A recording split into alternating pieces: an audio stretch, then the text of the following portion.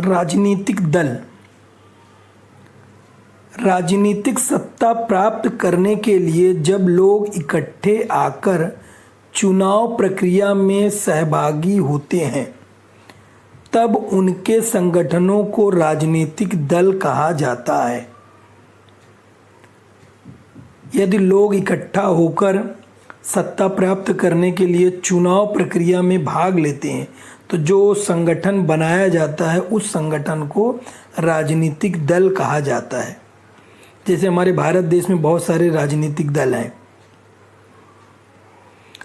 राजनीतिक दल सरकार और जनता के बीच की एक कड़ी का काम करती है। ये जो राजनीतिक दल है सरकार और जनता के बीच की एक कड़ी का काम करती है, अर्थात ये सरकार की नीतियों को जनता तक पहुंचाती है और जनता की शिकायतों को सरकार तक पहुंचाने का काम राजनीतिक दल करते हैं। इसलिए राजनीतिक दल सरकार और जनता के बीच की एक कड़ी का काम करती है।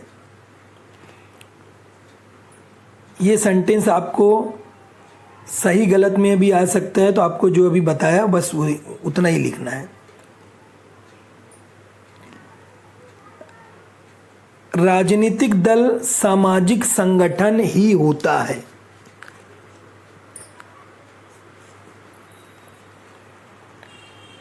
समाज के कुछ लोग संगठित होकर राजनीतिक दल की स्थापना करते हैं। इस प्रकार राजनीतिक दल समाज का ही एक अंग होता है। राजनीतिक दल जनता की समस्याएं हल करने का प्रयास करते हैं। इसलिए राजनीतिक दल सामाजिक संगठन ही होता है।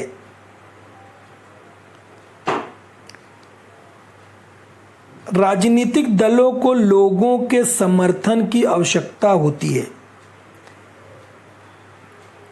राजनीतिक दल का प्रमुख उद्देश्य क्या होता है? सत्ता प्राप्त करना। सत्ता किससे मिलेगी? लोगों से मिलने वाली है। सत्ता प्राप्त करना और उसे बनाए रखना राजनीतिक दल का प्रमुख उद्देश्य होता है। सत्ता प्राप्त करने के लिए उन्हें विभिन्न कार्यक्रम करने पड़ते हैं और वो कार्यक्रम लोगों का समर्थन प्राप्त करने के लिए करते हैं। जब लोगों का समर्थन उन्हें प्राप्त हो जाता है तो वो राजनीतिक दल चुनाव में विजयी हो जाता है। इसलिए राजनीतिक दलों को लोगों के समर्थन की आवश्यकता होती है। राजनीतिक दलों की विशेषताएं। अब हम समझ लेते हैं जो राजनीतिक दल हैं उसकी क्या विशेषताएं हैं। सत्ता प्राप्त करना और उसे बनाए रखना राजनीतिक दलों का मुख्य उद्देश्य होता है। राजनीतिक जो दल हैं उनका सबसे मेन उद्देश्य क्या है? सत्ता प्राप्त करना और उसे बनाए रखना। प्रत्येक राजनीतिक दल की एक विशिष्ट विचारधारा और नीति होती है।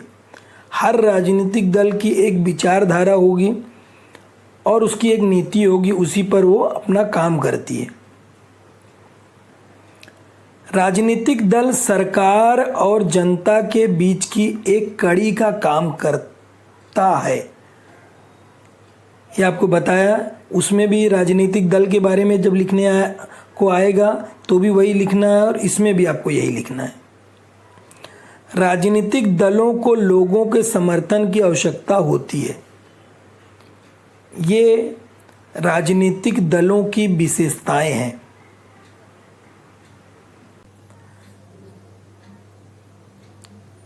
एक दलीय पद्धति। एक ही राजनीतिक दल के हाथ में दीर्घ समय तक सत्ता हो और अन्य राजनीतिक दल प्रभावी ना हो तो उस दल पद्धति को एक दलीय पद्धति कहा जाता है। इस तरह की पद्धति चीन में है। हमारा देश जब आज़ाद हुआ तो कांग्रेस पार्टी बहुत समय तक एक ही दल सत्ता में था उस समय, लेकिन अब नहीं है।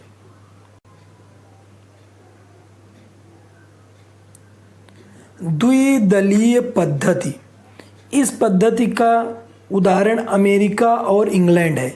वहाँ पर दो ही दल प्रभावशाली होते हैं। राजनीति में दो राजनीतिक दल प्रभावशाली रहें और उन्हें इन्हीं दो राजनीतिक दलों के हाथों में वैकल्पिक रूप में सत्ता रहे, तब उस शासन पद्धति को द्विदलीय पद्धति कहा जाता है। यानी जिस देश में सिर्फ दो ही पार्टियां हों और कभी एक पार्टी की सत्ता हो फिर कभी दूसरी पार्टी की सत्ता हो, इसे जो है द्विदलीय पद्धति कहा जाता है।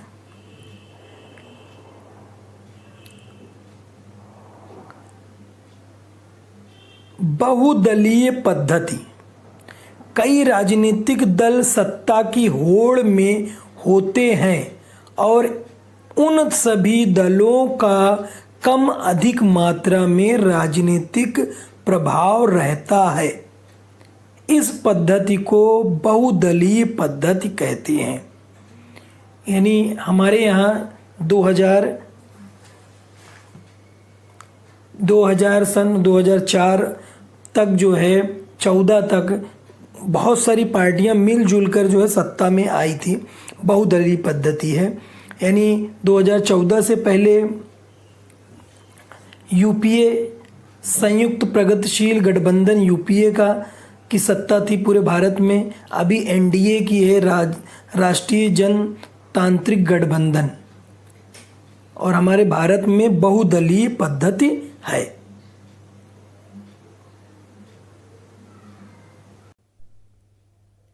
भारत में दल पद्धति का स्वरूप, भारत में दल पद्धति का बदलता स्वरूप।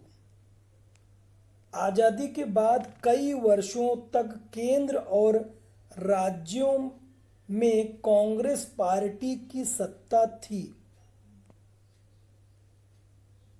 1977 ईस्वी में अनेक दलों ने संगठित होकर एक दल पद्धति को चुनौती देकर उसको समाप्त कर दिया।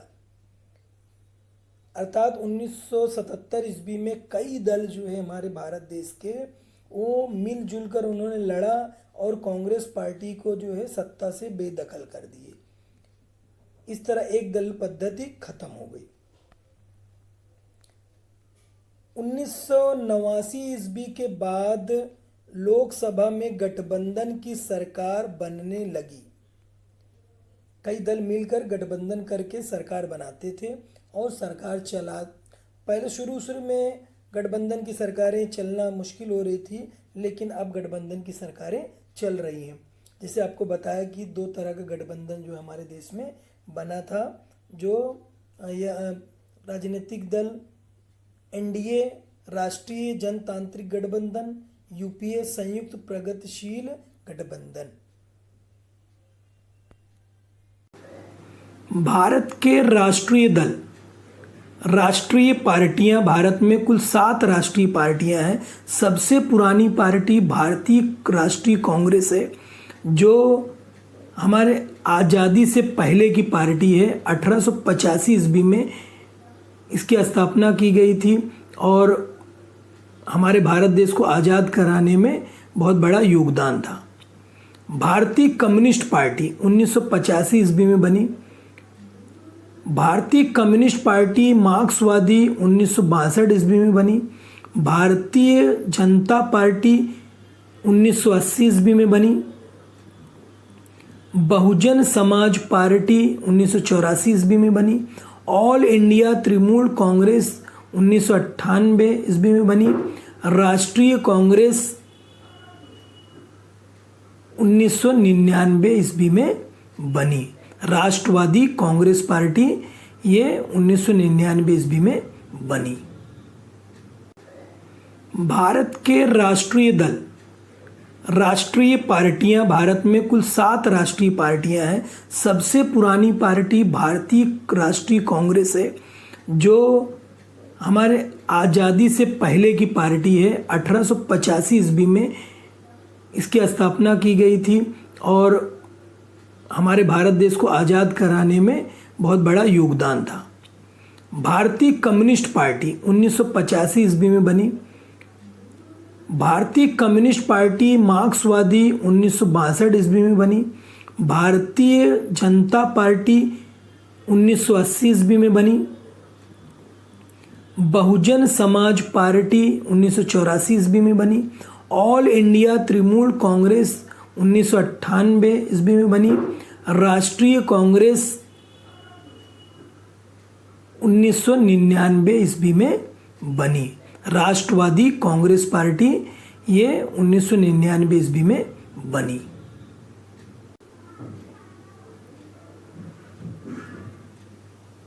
राष्ट्रीय दल और प्रांतीय दल किसे कहा जाता है?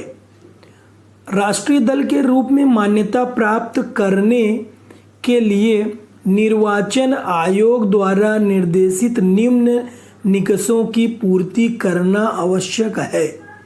अगर किसी दल को राष्ट्रीय दल बनना है तो चुनाव आयोग कुछ उन्होंने नियम शर्तें रखी है, उसके आधार पर वो राष्ट्रीय दल बन सकता है। जैसे मैं आपको बताया कि हमारे यहाँ कुल 7 राष्ट्रीय दल हैं।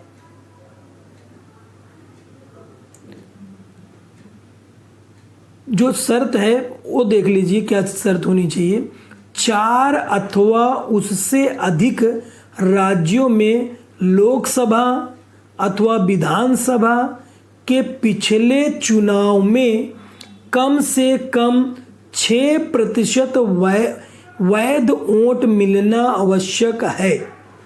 मतलब 4 अथवा 4 से अधिक राज्य में लोकसभा या विधानसभा में जो प्रधानमंत्री के लिए चुनाव होता है या जो मुख्यमंत्री के लिए चुनाव होता है, उसमें पिछले चुनाव में कम से कम 6% वोट मिलना आवश्यक हुए। जितने वोट मिले उसका 6% जो है वोट मिलना जरूरी है। साथ ही पिछले चुनाव में किसी भी राज्य या राज्यों से लोकसभा में न्यूनतम 4 प्रतिनिधि चुनकर आने चाहिए। समझे? इसमें क्या है, आपको 6% तो वोट 4 राज्यों में कम से कम मिलना चाहिए। साथ ही क्या होना चाहिए, जो पिछला लोकसभा का चुनाव हुआ था, प्रधानमंत्री के लिए जो चुनाव हुआ था, एमपी जिसको बोलते हैं, मेंबर ऑफ पार्लियामेंट के लिए 4 प्रतिनिधि चुनकर आने चाहिए किसी भी राज्य से, तब उसको राष्ट्रीय दल की मान्यता मिल जाएगी कि वो राष्ट्रीय दल है। उसको कौन, राष्ट्रीय दल की मान्यता कौन देगा? हमारा चुनाव आयोग। पिछले पार्ट में मैं इसके बारे में बता चुका हूँ। या उसके अलावा और क्या होना चाहिए? ये नियम होगा तो ठीक है, तो भी मिल जाएगा राष्ट्रीय दल का ओहदा उसे। या लोकसभा के कुल निर्वाचन क्षेत्र के कम से कम 2% निर्वाचन क्षेत्रों से तथा कम से कम 3 राज्यों से प्रत्याशियों का चुनाव जीतना आवश्यक है। या उसके अलावा जो है क्या होना चाहिए, लोकसभा के कुल निर्वाचन क्षेत्र के कम से कम 2% निर्वाचन क्षेत्रों से तथा कम से कम 3 राज्यों से प्रत्याशियों का चुनाव जीतना आवश्यक है।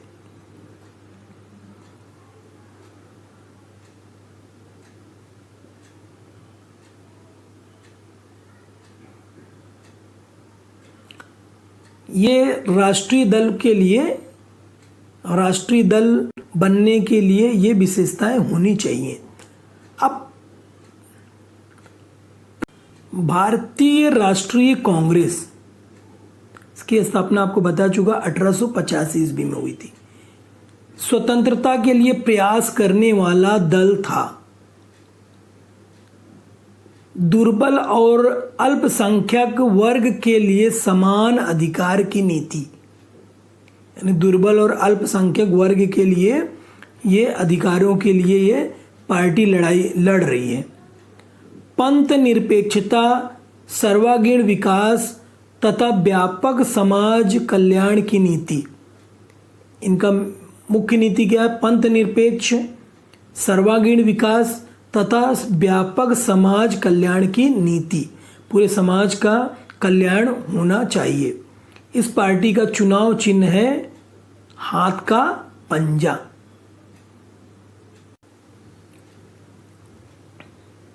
भारतीय राष्ट्रीय कांग्रेस पार्टी का ये निशान है।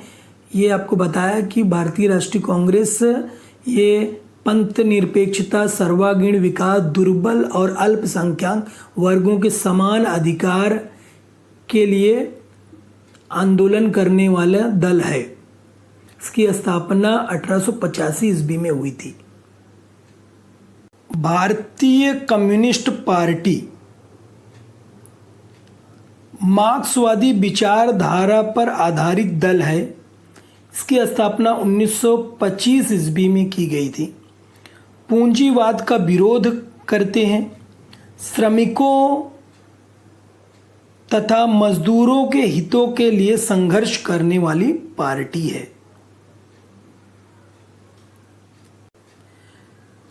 कम्युनिस्ट पार्टी, भारतीय कम्युनिस्ट पार्टी का ये चुनाव चिन्ह निशान है। ये 1925 ईस्वी में बनी थी। ये इसकी विचारधारा मार्क्सवादी विचारधारा पर आधारित है। भारतीय कम्युनिस्ट पार्टी मार्क्सवादी, जो 1925 में भारतीय कम्युनिस्ट पार्टी बनी थी, उसमें फूट पड़ गई और एक नई पार्टी बने। उसमें से निकलकर कुछ नेता ने बनाए और उसका नाम दिया गया भारतीय कम्युनिस्ट पार्टी मार्क्सवादी। भारतीय कम्युनिस्ट पार्टी से टूटकर बनी पार्टी है। मार्क्सवादी विचार पर आधारित दल है। श्रमिकों तथा मजदूरों के हितों के लिए कार्य करने वाला दल है। दोनों की विशेषताएं लगभग सेम ही है। भारतीय कम्युनिस्ट पार्टी मार्क्सवादी का ये चुनाव चिन्ह निशान है। ये पार्टी श्रमिकों, किसानों, खेतिहरों के हितों की रक्षा करने वाली पार्टी है। भारतीय जनता पार्टी 1951 ईस्वी में स्थापित भारतीय जनसंघ का 1977 ईस्वी में जनता पार्टी में विलय हुआ। भारतीय जनसंघ पार्टी बनी थी 1951 ईस्वी में और ये 1977 ईस्वी में जनता पार्टी में विलय हो गया, मिल गई। 1980 ईस्वी में जनता पार्टी का विभाजन होने से भारतीय जनसंघ ने भारतीय जनता पार्टी की स्थापना की। 1980 ईस्वी में जनता पार्टी का जो 1977 में बनी थी उसका विभाजन हो गया और भारतीय जनसंघ ने भारतीय जनता पार्टी की स्थापना की, अर्थात ये 1980 में बनी। प्राचीन भारतीय संस्कृति और परंपराओं के संरक्षण की नीति। ये पार्टी अभी 2014 के बाद से शासन कर रही है। 2019 में फिर बहुमत में आई है और अभी सत्ता में है। भारतीय जनता पार्टी 1980 में बनी और उसका चुनाव चिन्ह है कमल। ये पार्टी भारतीय संस्कृति और परंपराओं के संरक्षण की नीति अपनाती है और आर्थिक सुधारों पर बल देती है। बहुजन समाज पार्टी, ये पार्टी 1984 ईस्वी में बनी। समाजवादी विचारधारा पर आधारित है। दलित, आदिवासी, पिछड़ा वर्ग तथा अल्पसंख्यक समाज से बने बहुजनों के हितों का संरक्षण करना। बहुजन समाज को सत्ता में लाना, ये पार्टी की नीति है। बहुजन समाज पार्टी का यह चुनाव चिन्ह है। 1984 ईस्वी में बनी थी। बहुजन समाज को सत्ता में लाना इस पार्टी का मुख्य उद्देश्य है।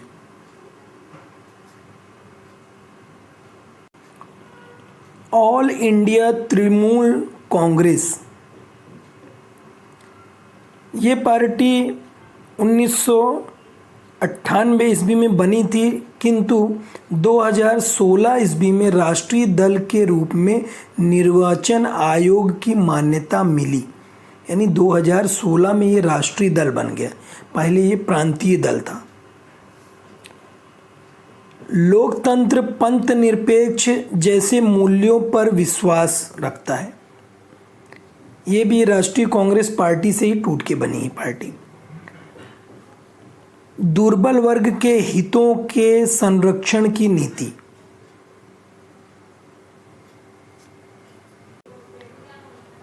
ऑल इंडिया तृणमूल कांग्रेस 1998 ईस्वी में ये प्रांतीय दल था और अब ये राष्ट्रीय दल के रूप में चुनाव आयोग ने इसे मान्यता दी है। उसका ये चुनाव चिन्ह है। राष्ट्रवादी कांग्रेस पार्टी 1999 ईस्वी में भारतीय कांग्रेस के विभाजन से उत्पन्न पार्टी है। महाराष्ट्र और केंद्र में यूपीए गठबंधन की सरकार में समाविष्ट थी और अभी वर्तमान समय में 2020 में शिवसेना, राष्ट्रवादी कांग्रेस पार्टी और कांग्रेस पार्टी इन्होंने मिलकर महाराष्ट्र में शासन कर रहे हैं। लोकतंत्र, समता, पंथ निरपेक्षता आदि मूल्यों पर विश्वास है।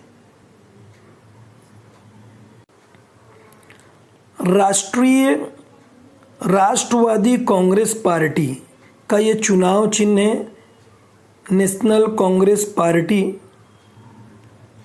ये 1999 ईस्वी में बनी। भारतीय राष्ट्रीय कांग्रेस से फूटकर ये पार्टी बनी है। शरद पवार जी ने बनाया था, इसके अध्यक्ष हैं। ये पार्टी जो है कुछ समय कांग्रेस के साथ, यूपीए के साथ गठबंधन में भी थी और केंद्र राज्य के अंदर भी इसका शासन है। अभी 2020 में शिवसेना, एनसीपी और कांग्रेस मिलकर शासन चला रहे हैं।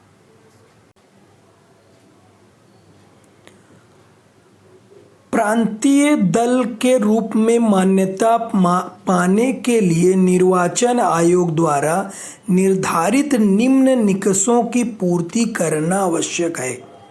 यानी अगर किसी दल को प्रांतीय दल में मान्यता प्राप्त करना है तो चुनाव आयोग के द्वारा कुछ निकष, कुछ नियम दिए गए हैं। उस नियमों पर से खरा उतरना पड़ेगा। उसमें पहला है, लोकसभा अथवा विधानसभा के पिछले चुनाव में कम से कम 6% वोट पाना या कम से कम दो प्रतिनिधियों का विधानसभा में चुनकर आना आवश्यक है। यानी लोकसभा या विधानसभा में जो चुनाव हुआ है उसमें 6% वोट पाना जरूरी है। यानी 1 लाख अगर वोटिंग हुई है तो 6,000 इसको मिलने चाहिए जो है, ठीक है। यानी 100 में 100 वोट पड़े हैं तो 6 वोट इसको, इस पार्टी को मिले होने चाहिए जो है, इस तरह। और या अगर उसके 2 प्रतिनिधि चुनकर भी आ गए विधानसभा में तो भी वो प्रांतीय दल चुनाव आयोग उसे मान्यता दे देगा। या विधानसभा की कुल सदस्य संख्या के कम से कम 3% स्थान अथवा कम से कम 3 स्थान प्राप्त करना आवश्यक है। विधानसभा की जो जितनी कुल सीटें हैं उसकी कम से कम 3% स्थान अथवा कम से कम 3 स्थान प्राप्त करना आवश्यक है। तब चुनाव आयोग इस दल को प्रांतीय दल की मान्यता देगा और उसे चुनाव चिन्ह देगा।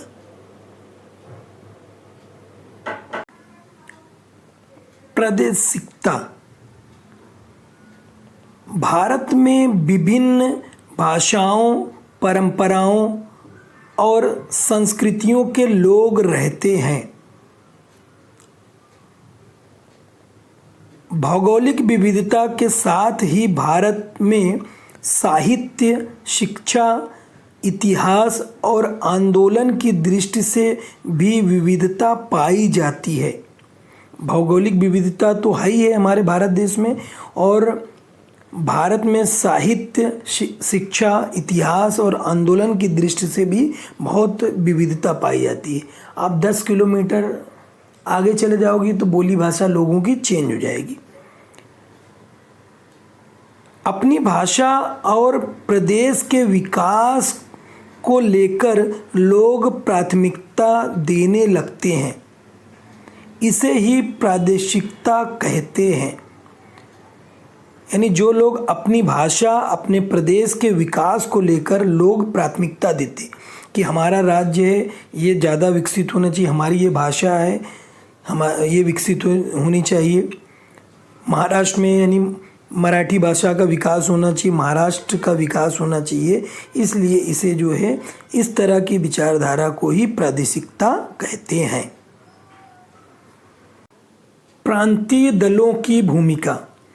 प्रांतीय समस्याओं को प्राधान्यता देते हैं। अपने प्रदेश के विकास के उद्देश्य से कभी स्वतंत्र राज्य की तो कभी स्वायत्तता की मांग करते हैं। प्रादेशिक अस्मिता को महत्व देते हुए केंद्र सरकार का सहयोग करते हैं। ये प्रांतीय दलों की भूमिका है। पहले वो प्रांत के जो समस्याएं उसका समाधान चाहते हैं और उस तरह जो है समाधान होने के बाद वो केंद्र को सहयोग करते हैं।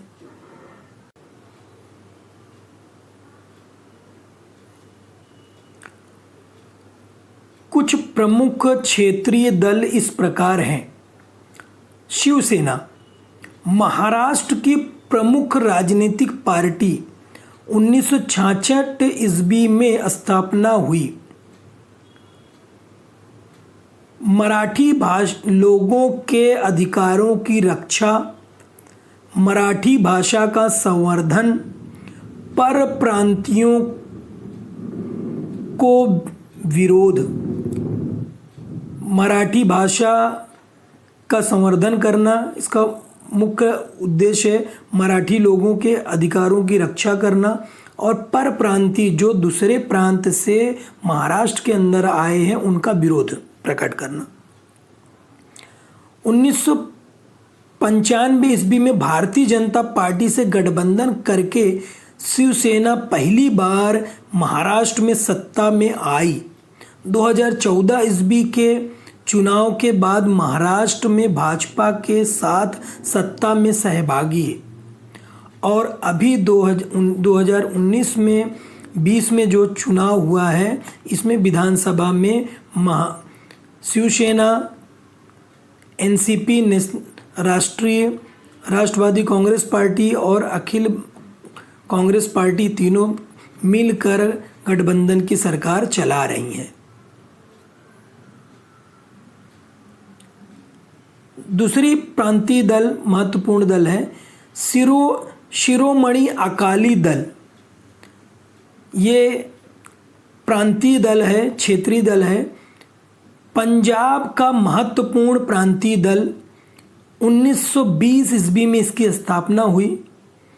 धार्मिक और प्रांतीय अस्मिता के संवर्धन को प्राथमिकता। पंजाब में कई वर्षों तक सत्ता में थी।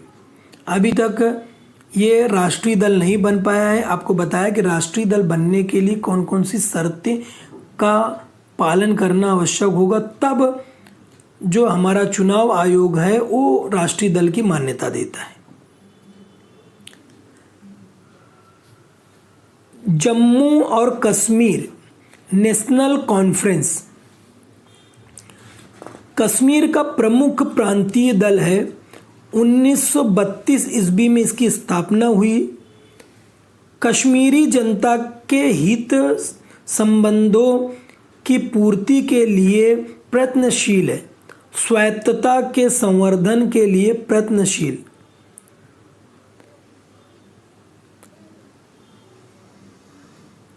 नेशनल कॉन्फ्रेंस पार्टी ये जम्मू और कश्मीर की पार्टी है, पुरानी पार्टी है। ये कश्मीरी जनता को हितों के विषय में काम कर रही है। उसका चुनाव चिन्ह आप देख रहे हो।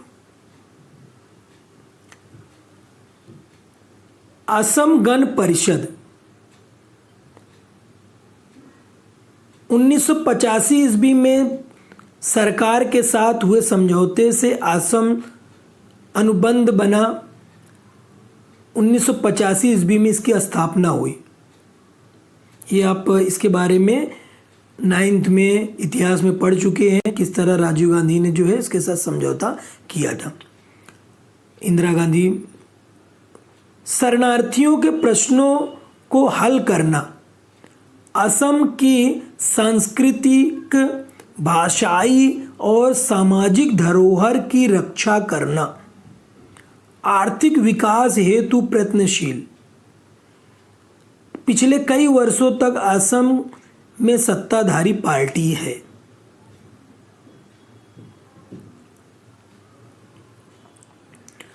द्रविड़ मुनेत्र कड़गम 1920 ईस्वी में ब्राह्मणेतर आंदोलन जस्टिस पार्टी का परिवर्तन द्रविड़ मुनेत्र कड़गम इस राजनीतिक दल में हुआ। 1944 ईस्वी से जस्टिस पार्टी द्रविड़ कड़गम के नाम से जानी जाने लगी। 1949 ईस्वी में इसमें एक गुट अलग हुआ और उस गुट ने द्रविड़ मुनेत्र कड़गम पार्टी की स्थापना की। उसमें से भी एक गुट अलग हुआ और उसने 1972 ईस्वी में ऑल इंडिया अन्ना द्रविड़ मुनेत्र कड़गम पार्टी की स्थापना की। तमिलनाडु की पार्टियां हैं। तमिल अस्मिता के संवर्धन का प्रयत्न करती है। केंद्र की गठबंधन सरकार में भी कुछ समय तक सहभागी रही है। सभी स्तरों के मतदाताओं का पार्टी को समर्थन है। दीर्घ काल तक सत्ता में रहने के कारण कई उपाय योजनाओं को कार्यान्वित किया गया है। इस तरह आप ये राजनीतिक दल जो पार्ट है वो समाप्त होता है और इसको अच्छी तरह से आप वीडियो देखें, समझें और उसको शेयर करें अपने दोस्तों तक। इसमें आपके सारे रिक्त स्थान, जोड़ियाँ मिलाने, सत्य असत्य के सारी चीज़ें हो चुकी हैं। आपको कहीं दूसरा पढ़ने की आवश्यकता नहीं है और प्रश्न उत्तर भी सारे के सारे आप याद कर सकते हो। आप इसे रिवाइंड कर कर के देखें, थोड़ा थोड़ा देखें और देखने के बाद उसे नोट्स तैयार करें। Okay, all the best.